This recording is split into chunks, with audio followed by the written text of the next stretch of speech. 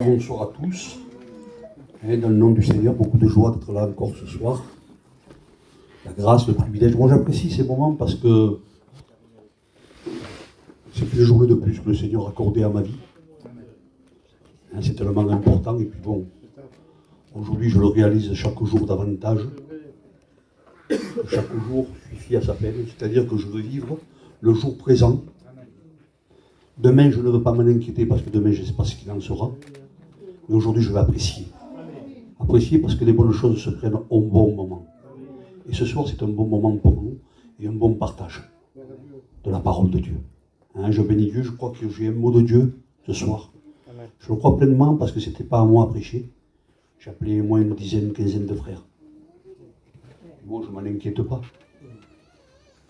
Comme je dis souvent, peu importe la couleur du téléphone, pourvu que la voix passe. J'étais là et je réfléchissais et puis j'ai dit Seigneur, j'appelle, mais s'il n'y a personne. Je veux que ce soit moi. C'est pas fait attendre. C'est pas fait attendre quand je me suis couché, le respect que je vous dois. Les pensées me sont venues. Et ça faisait du bien à mon cœur, Max. Quand on sent que ça vient de lui, ça fait du bien. Quand ça vient d'en haut, ça fait du bien. Et ça m'a fait du bien. Donc ce soir, on va le partager. On ne partage pas n'importe quoi, on va partager la parole de Dieu. Qui est la vie. Puis je réfléchissais à tout ce qui s'est fait dans les chants, dans les témoignages. On sent qu'il y a la main de Dieu derrière tout ça. Amen. Dieu veut sortir. Parce que Dieu vous aime. Et vous avez de la valeur aux yeux de Dieu. Puis je pensais, il a été dit de la croix, la croix, la croix. La croix, c'est un tout accompli. L'homme ne pouvait pas se racheter. C'était trop cher à payer. Comme disait Marx, on n'a pas été racheté avec de l'or et de l'argent, mais avec son sang précieux. Amen. Donc c'est-à-dire qu'à la croix, il ne manquait rien, il a tout payé. Tu es vénard. Ou tu es vénard, mais tu n'as rien à faire.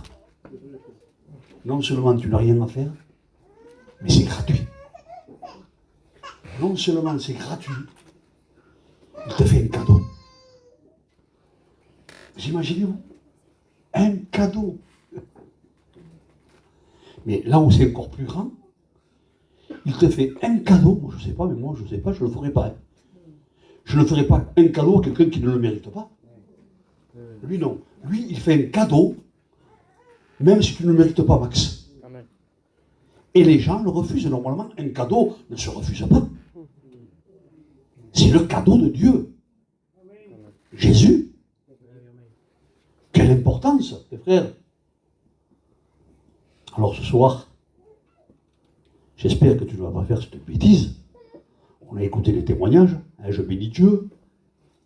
Dieu veut te bénir maintenant, ce soir, comme on a écouté la sœur Madison, comme elle a dit. Je me mettrai en règle au mois de septembre. 4 mois, il manquait, ou 5 mois. Ça fait long, ça fait 90 jours, ça. Alors que c'est aujourd'hui. Elle s'est mise en règle, elle a réparé, elle a mis de l'ordre dans sa maison. Amen. Mais c'est aujourd'hui que la bénédiction va rentrer dans sa maison. Amen. Et ça va aller plus vite que ce qu'on le croit. Parce que bien souvent, on ne s'en rend pas compte, nous. Demain, oui, demain, tu retardes le plan de Dieu. Sachant que le plan de Dieu va aboutir à destination, mais toi, tu le retardes. Mais le fait de le retarder, entre-temps, tu vas passer par des mauvais moments. Et ce ne sera pas la faute de Dieu. Ce sera ta faute. Et je pensais à ça par rapport à la parole de Dieu. Et puis aujourd'hui, on reçoit, en fait, tu vas recevoir une bonne nouvelle. Et une bonne nouvelle, c'est l'évangile de la parole de Dieu. On n'est pas appelé simplement à croire. Attention qu'on peut se tromper.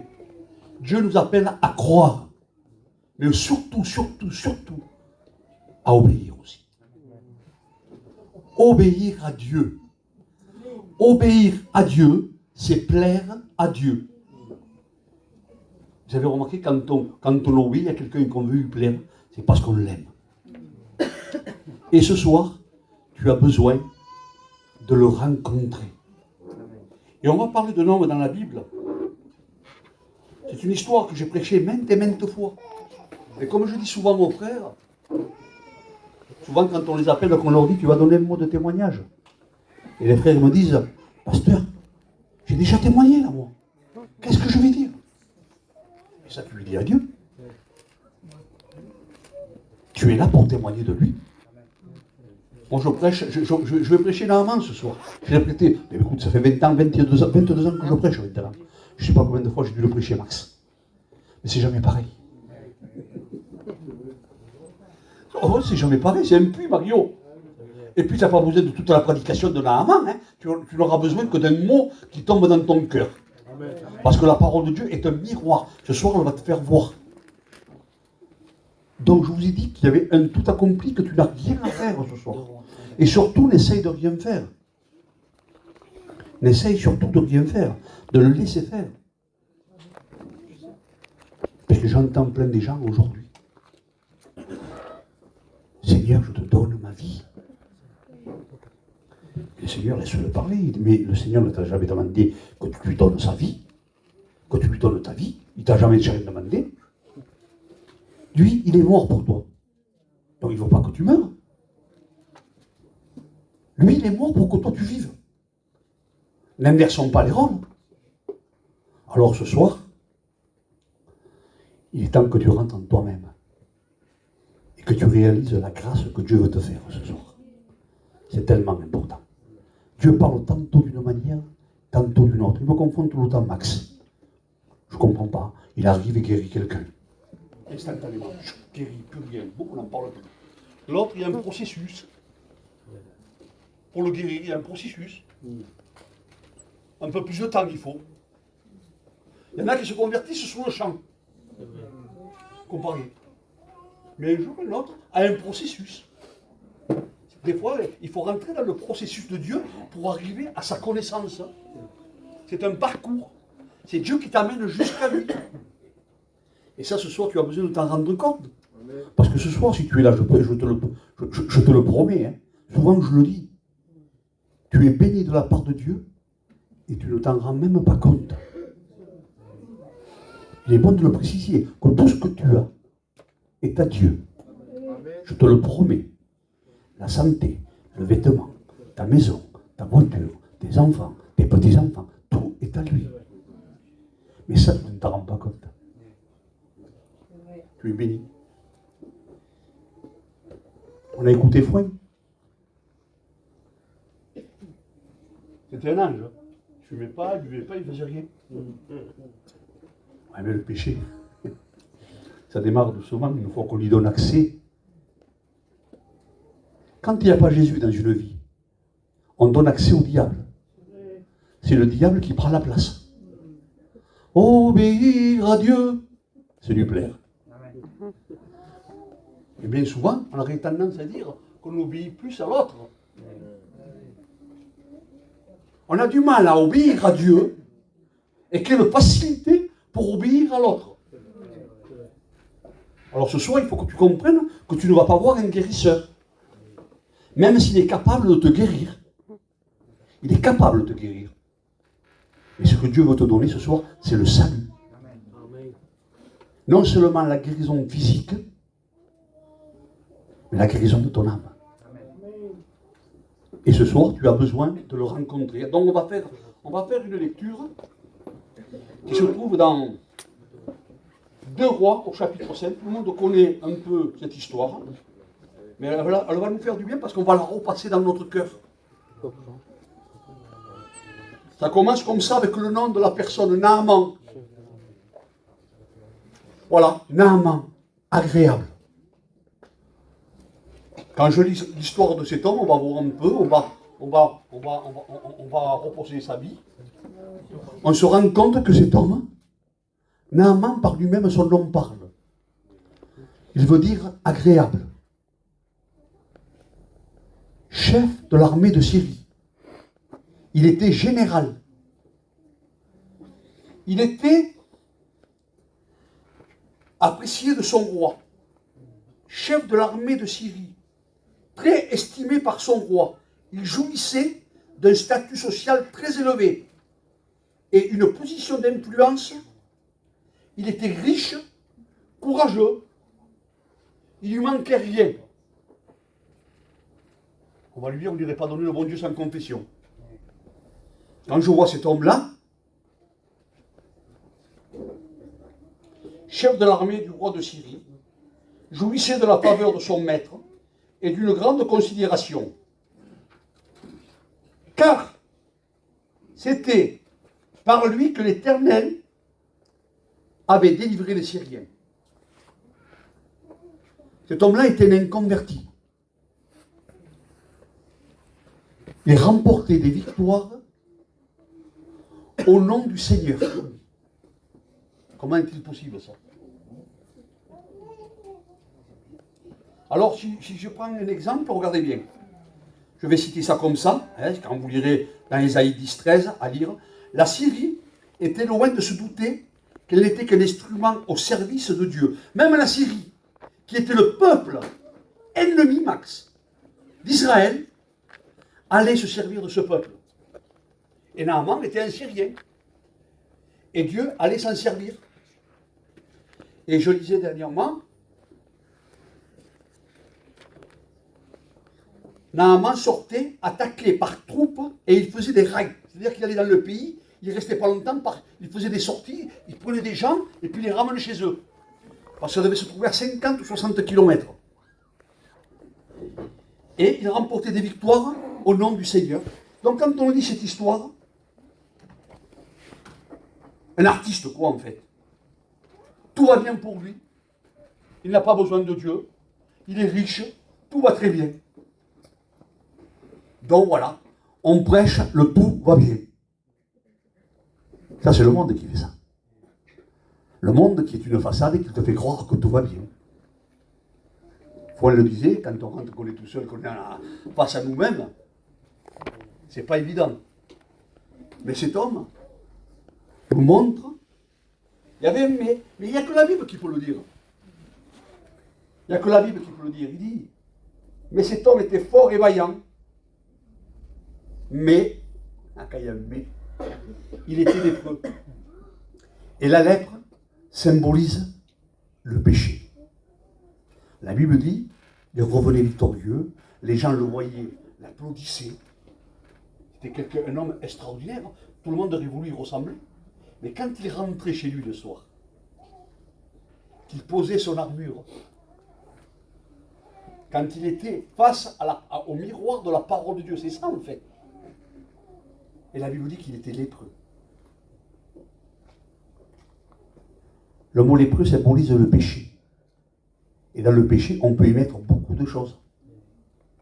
C'est une maladie qui est incurable. D'abord, par elle-même, elle parle. Cette maladie-là, un doigt tombe, on ne s'en rend pas compte. Le nez tombe, on ne s'en rend pas compte. Les lèvres tombent, on ne s'en rend pas compte. Une oreille tombe, on n'en souffre même pas. On se met à un stade de décomposition. Ça, c'est le péché. Alors, il fait croire que tout va bien, alors que tout va mal. Dans le péché, l'angoisse, le souci, les cachets, les dépressions, et tout ce qui s'ensuit, les disputes, les bagarres, le langage, tout ça, tu l'as dans ta maison. Et c'est ce que tu vis au quotidien. Tu n'en peux plus. Tu es fatigué. Et quand tu sors le matin, tu recommences. Et tu fais croire à tout le monde que tout va bien. Alors que tout va mal. Mais je bénis Dieu que cet homme-là avait compris. Parce que dans ce que je comprends, c'est que Dieu avait un regard favorable sur lui. Quelle importance. Parce que cet homme-là, quand même, voulait plaire à Dieu. Et j'ai relevé un point, c'est que j'ai fait une différence, et l'autre fois, justement, on en avait discuté un petit peu, pour rapport à l'adoration et pour rapport à la louange. L'adoration, adorer Dieu pour ce qu'il est. L'adoration, c'est adorer Dieu pour ce qu'il est. Et la louange, c'est louer Dieu pour ce qu'il donne. Donc là, il y a quand même une différence. Naaman, lui, quelque part, adorait Dieu pour ce qu'il était. Parce que de ses richesses, tout ça, il n'en avait rien à perdre, mais ce qui se rendait compte, c'est que la lèpre, à un moment donné, il fallait qu'il passe par la mort. Ça commençait à empirer. Il n'y avait pas de solution pour lui. Alors, ce que j'aime bien, c'est Dieu prend des processus, il fait des... Comment je pourrais expliquer ça? Il n'y a pas de mots. Il fait un parcours. Alors des fois, c'est direct, mais Dieu passe à droite, il passe à gauche. Alors qu'un seul mot de lui, il a dit un mot, il a créé toute chose. Amen. La chose n'existait pas, elle est apparue. Amen. Et là, il s'y prend différemment. Donc c'est le processus de Dieu. Donc il faut qu'il aille en Syrie, il faut qu'il aille en Israël, attaquer le pays, son peuple. Et là, la Bible dit qu'il va prendre une petite fille en captivité. Mais, encore une fois, il ne prend pas n'importe qui. Il prend une chrétienne.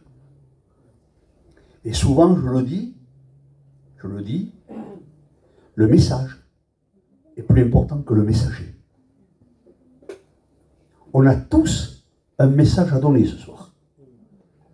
Chacun a un message à donner dans sa maison. Cette jeune fille-là,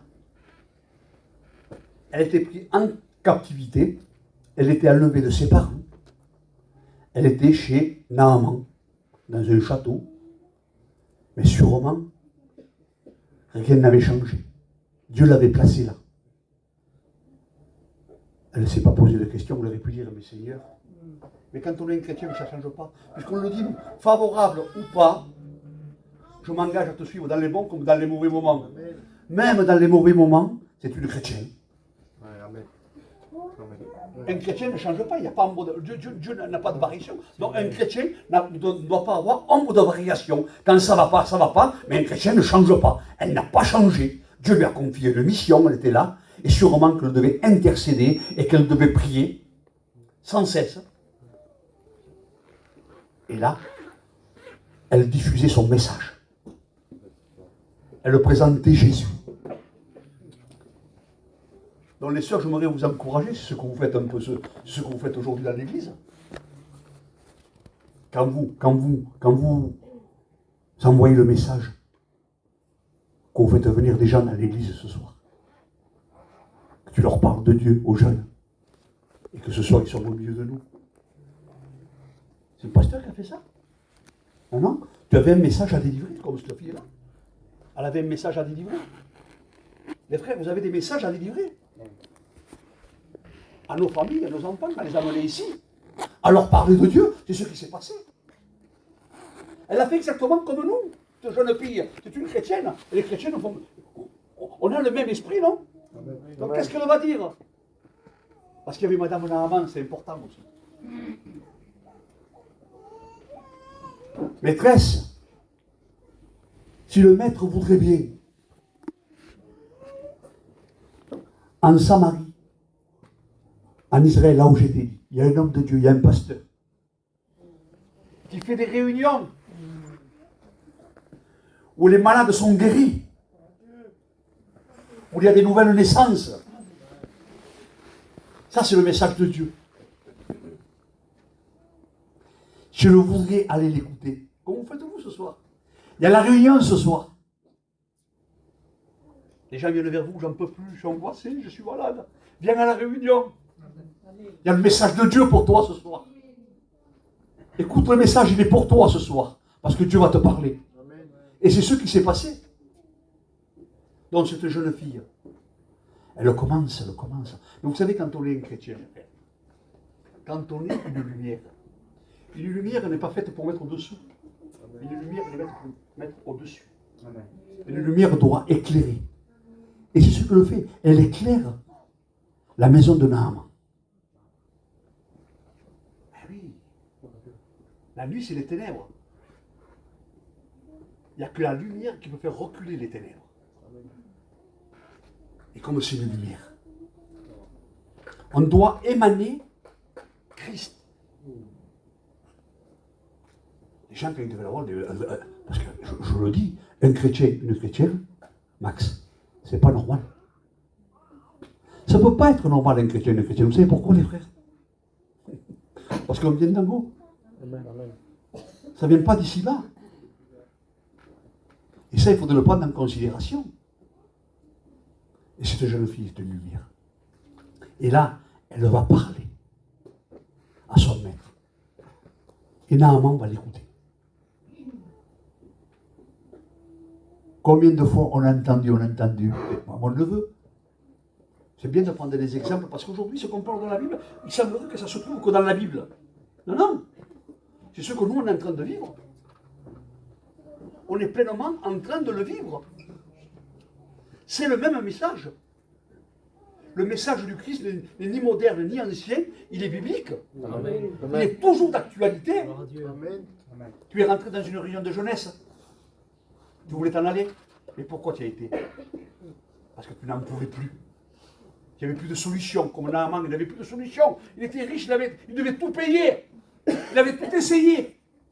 Mais à un moment donné, Dieu permet d'éveiller les esprits. Et si ça marcherait là-bas, qu'est-ce que ça vous coûte? Et c'est ce qui s'est passé. Il y a été. Et il n'a pas perdu son temps. Je te le promets qu'aux réunions, vous ne perdez pas votre temps. Amen. Là, ici, vous rachetez le temps. Amen. Vous savez pourquoi? Parce que le temps est précieux. Et le temps n'est pas à vous. Le Seigneur vous a prêté le temps. Le temps est pour lui. Et c'est important. Ne négligez pas un si grand salut. Ce soir, il y a une solution pour vous. Amen.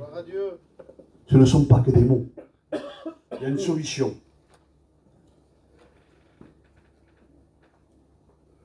Alors, ils vont aller dans cette ville, ils vont venir avec de l'or, de l'argent, toute une artillerie, quoi. Parce que Naaman, quand même, était quelqu'un d'orgueilleux. Mais il plaisait à Dieu, man. Dieu avait mis un regard. Dieu a un regard sur toi ce soir.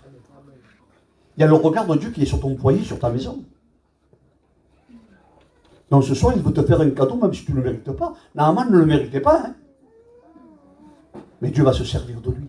Parce que le plus important, ce n'était pas de le guérir. Est-ce que vous avez compris? Dieu n'est pas venu, lui, ici, pour que les gens soient malades. Dieu va les guérir d'une manière ou d'une autre, mais qu'on le veuille ou pas, il faut repasser par la mort. Donc Dieu, ce n'était pas dans son plan. Ça permettait, si vous voulez, quand il guérissait un malade, ça permettait d'éveiller l'esprit des personnes. Mais ce n'est pas pour autant que les gens se convertissaient. Non, non, Dieu veut sauver ton âme. Il veut que tu le rencontres. Il faut que tu passes par la nouvelle naissance. Parce que pour rencontrer Dieu, il faut passer par la nouvelle naissance. S'il n'y a pas de nouvelle naissance, ça ne marche pas. Je m'excuse aujourd'hui. Pourquoi il y a tant de problèmes au milieu de nous? Comment on fera pour dire, nous, enlevez vos pensions, allez vous marier? Mais moi, je ne vous le dirai jamais ça. Comment je ferai pour vous le dire si vous ne l'avez pas reçu? Jésus, c'est quelque chose qui se reçoit. On ne lui a pas expliqué, Madison. Elle a compris qu'il fallait qu'elle se mette en règle, qu'elle se mette en ordre. Amen. Comme bien des sœurs, comme bien des frères, on leur a rien dit.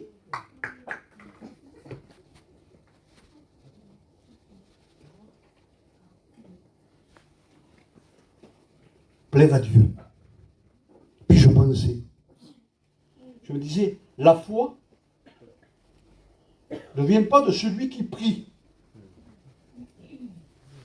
mais de celui qui le reçoit. Je m'explique. Ça arrive bien souvent. L'être humain, il fonctionne comme ça. On pourrait faire un appel pour les malades ce soir.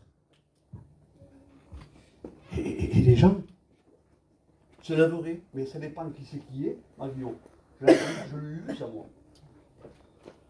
Si je me lève, c'est lui qui va prier pour moi. Mais lui, moi, je ne le supporte pas. Eh bien, tu ne seras jamais guéri. Tu m'excuseras parce que lui, il est pourri. Même si je ne te plais pas, que tu ne veux pas que je prie pour toi, ça ne changera rien. Parce qu'il sera fait selon ta foi. C'est selon ce que tu reçois, c'est pas parce que moi je prie. Amen. Moi, je ne suis pas un guérisseur, je ne suis pas un magicien. Moi, ce que je fais, je mets la parole de Dieu en pratique. Amen. Je poserai les mains aux malades et les malades seront guéris. Amen. Hein. Encore autrefois, je le dis, je le répète, je l'ai expérimenté aussi. On a été avec Cliven quand on a prié pour sa petite fille. Hein. Ça se présentait mal, ça n'allait pas du tout. C'était mal placé. Puis à un moment donné, quand on a été, il y avait sa mère. Dès que sa mère nous a vus, j'ai vu quelque chose d'extraordinaire. Une joie et surtout une foi. Dès qu'elle m'a vu, elle m'a dit, pasteur, il faut aller prier. Et j'y étais. On a été avec Cliven, son père et sa mère. On s'est mis dans un petit coin et j'ai prié. Le pasteur a prié. Mais j'ai fait la prière, moi. Seigneur, j'ai dit, tu es capable. Parce que je te connais, je sais que tu es capable. Tu es capable toi-même. Au moment là, tu vois, il y a une direction, comme on dit souvent dans la prière. Seigneur, tu vois, il est mal placé. Essaie de bien la placer. La fois, c'était ma prière. Mais après, sa mère a prié. Mais sa prière n'était pas la même. Elle n'était pas la même que celle du pasteur. Elle était remplie de foi, Mario. Il y avait mis son cœur, Max. Elle y avait mis son cœur. Je te promets, elle m'a transmis sa foi. Amen. Au même moment qu'elle s'est arrêtée de prier, le téléphone a sonné. Je ne sais pas si c'est Ozana qui a téléphoné. Le bébé s'est mis en place.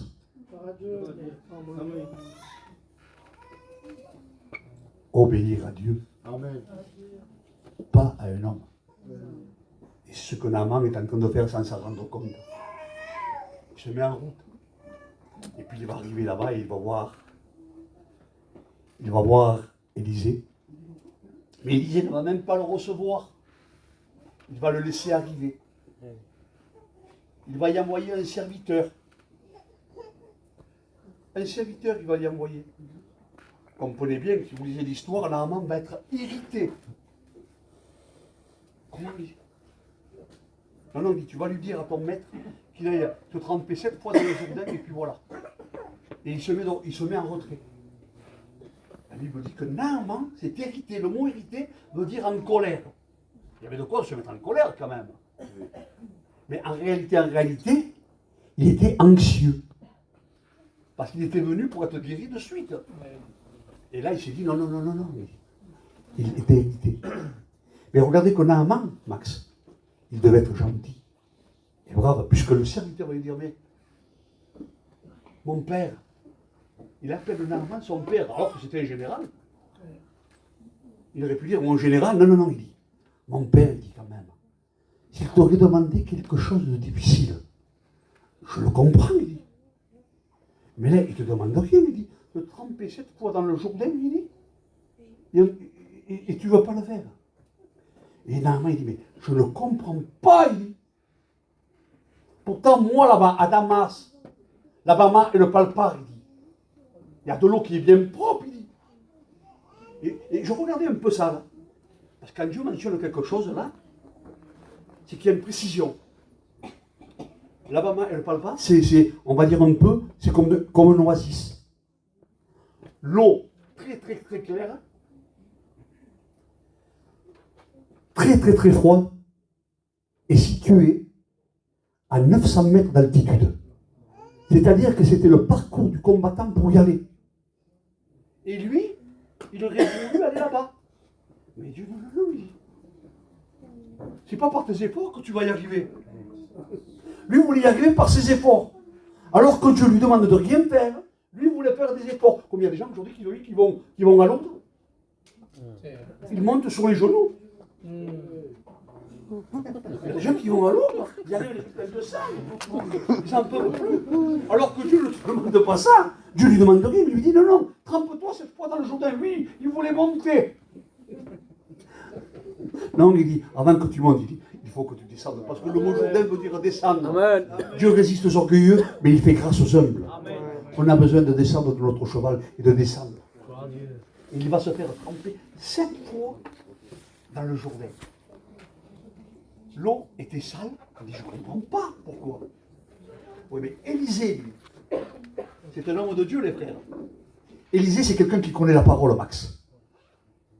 Et Élisée fonctionne par la parole. Et quand on met la parole en pratique, ça marche. Pourquoi cette foi? Parce que quand vous lisez le Lévitique au chapitre 14, il y a un sacrifice à faire, un oiseau. Il faut du sang et de l'eau. Et au jour d'elle, l'eau, qui était de l'eau, mais l'eau, en réalité, elle était rouge. Et il fallait qu'il le fasse 7 fois.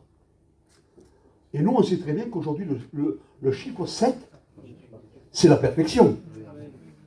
Parce que le chiffre 6, c'est l'homme. Mais le 1, c'est Jésus. C'est le divin qui rentre dans l'humain. C'est parlé qu'il fallait qu'il fasse 7 fois. Qu'il fallait qu'il se trompe 7 fois. Et quand vous regardez, comme dit la Bible, 7 fois le juste tombe, 7 fois Dieu le relève. Ça, c'est l'homme. 6. On a besoin de lui. Qui est le premier en tout, on doit lui laisser toute la place. C'est le Fils du Dieu vivant. Et ce soir, on a besoin. La banane, c'est une oasis, mais c'est rocailleux. Et la Bible en parle. Étroit et rocailleux. C'est de ce qu'on a besoin aujourd'hui. De ne pas rechercher la facilité.